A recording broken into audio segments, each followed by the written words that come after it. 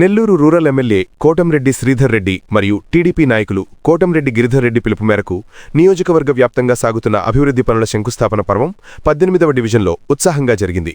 శనివారం ఉదయం 8:34 డివిజన్ అధ్యక్షుడు పెనాక శ్రీనివాసులు రెడ్డి అధ్యక్షతన ఈ కార్యక్రమాన్ని నిర్వహించారు.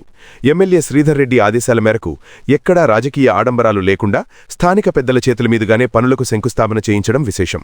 ఈ కార్యక్రమంలో డివిజన్ పరిధిలోని టీడీపీ బూత్ కన్వీనర్లు, కో కన్వీనర్లు, యూనిట్ ఇన్ఛార్జీలు, డివిజన్ కమిటీ సభ్యులు మరియు సీనియర్ నాయకులు పెద్ద సంఖ్యలో పాల్గొన్నారు.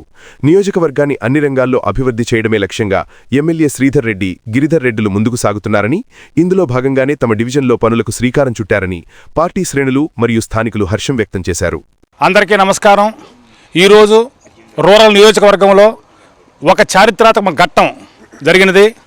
అదేమిటంటే 27 కోట్ల రూపాయలతో 240 అభివృద్ధి పనులను రూరల్ నియోజకవర్గంలో మా ప్రీతమ నాయకుడు, మా దైవం, మా అన్న శ్రీ కోటంరెడ్డి గిరిధర్ రెడ్డి గారు స్థానిక నాయకుల చేత, అదేవిధంగా స్థానికుల చేత ఈ పనులన్నింటినీ 240 పనులని శంకుస్థాపన జరపడం చాలా అద్భుతమైన విషయం. కోటంరెడ్డి శ్రీధర్ రెడ్డి గారి మరియు కోటంరెడ్డి గిరిధర్ రెడ్డి గారి సహకారంతో ఈరోజు రూరల్ నియోజకవర్గంలో 27 కోట్లతో 240 వర్కులు ఒకే టైంలో 8 గంటల 34 నిమిషాలకు ప్రతి డివిజన్లో కూడా అద్భుతమైన అభివృద్ధి కార్యక్రమాలు జరుగుతున్నాయి. అదేవిధంగా మన 18వ డివిజన్లో గతంలో చేసిన వర్కుల కంటే కూడా ఇప్పుడు మళ్ళీ ఏ అయితే పెండింగ్ ఉన్నాయో 1,89,000కి శాంక్షన్ చేయడం జరిగింది. అదేవిధంగా నుడాకు సంబంధించి 5 పార్కులు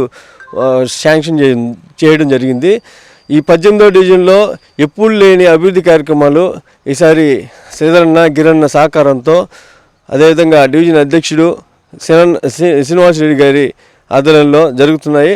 27 కోట్లతో ఈరోజు 240 పనులు ఒకే టైంలో 8:34 ప్రారంభించి అద్భుతమైన ప్రారంభోత్సవాలని డివిజన్ నాయకులు, స్థానిక ప్రజలు అందరూ కలిసి ఈరోజు శ్రీధరన్న ఆధ్వర్యంలో, గిరన్న ఆధ్వర్యంలో అందరం కలిసికట్టుగా ఈరోజు అభివృద్ధి పనులను కొనసాగించడం జరిగినది.